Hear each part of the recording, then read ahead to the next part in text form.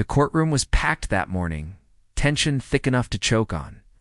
Cameras flashed as Lena Morales, a young defense lawyer barely 2 years into her career, stood to defend her client, a homeless veteran named Arthur Pike, accused of stealing from a local grocery chain.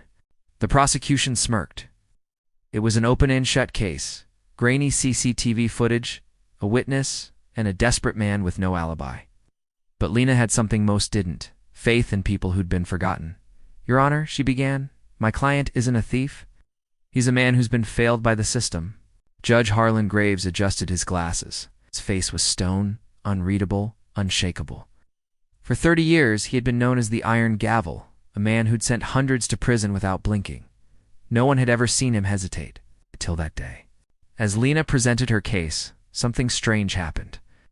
The judge leaned forward, his eyes fixed on Arthur, not with judgment, but with something else: recognition. When the surveillance video played, the court saw a shaky man grab 2 loaves of bread and walk out. The prosecution scoffed.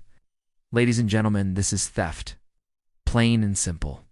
But Lena's voice cut through the silence. "Your Honor, my client was once a soldier honorably discharged.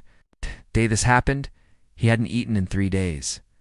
He wasn't stealing to profit, he was trying to survive." Judge Graves froze. His fingers trembled slightly. Lena noticed and pressed further.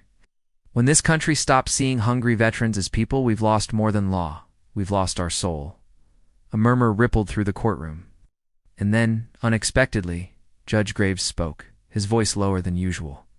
"Mr. Pike," he said slowly, "did you ever serve in the 82nd Infantry Division?" Arthur looked up, stunned. "Yes, sir. Afghanistan, 2003. The judge's eyes softened. "So did I." Gasps filled the room. For the first time in decades, the Iron Gavel's mask cracked. He looked at the trembling veteran before him, and perhaps saw the reflection of his own ghosts. He leaned back, sighed deeply, and said, "Case dismissed." The prosecutor erupted. "Your Honor, you can't just—" "I can," the judge interrupted. "Because justice isn't blind, it's human."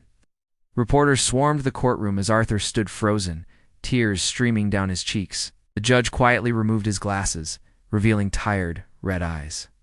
Later that evening, as the courthouse emptied, Judge Graves found Lena waiting in the hall. "Thank you," he said softly. "For what?" she asked. "For reminding me that mercy has a place in the law." Lena smiled faintly. "And you reminded me that even iron hearts can still bend." The next morning, headlines across the nation read, "The judge's hidden past, the verdict that changed everything." But for the 2 men who had once shared a battlefield, one in war, one in court, it wasn't a headline. It was redemption.